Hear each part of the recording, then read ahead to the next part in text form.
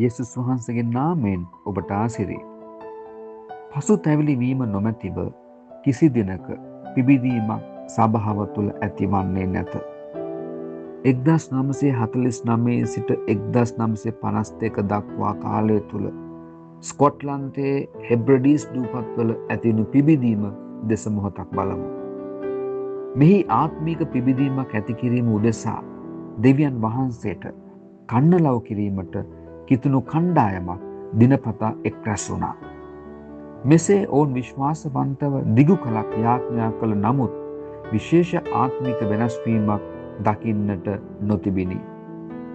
එක් දිනක් මෙම යාඥා කණ්ඩායමේ තරුණයෙක් ඔවුන් මැද සිට ගීතාවලිය 24 පද කිහිපයක් කියවුවේය.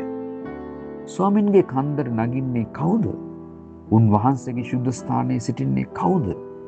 පවිත්‍ර අත් සහ පිරිසිදු සිත් ඇත්තා වූ තමාගේ ආත්මය බොරුවට යොමු නොකළා වූ වංචාවෙන් නොදිවුලා වූ තැනැත්තාමය. ගීතාවලිය 24 3 සහ 4 පද. මෙම වචන කියවූ ඔහු රැස්ව සිටි අයට ප්‍රකාශ කළේ, සහෝදරවරුනි, මෙසේ ක්‍රියා නොකරන අප දෙවියන් ඉදිරියේ බොරුකාර රැලක් නොවේද?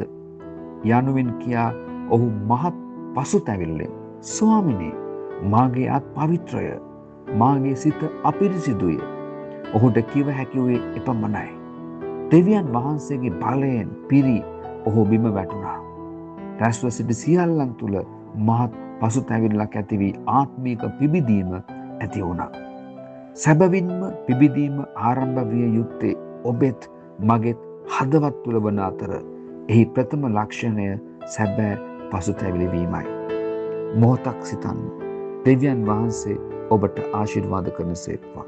ආමේන්.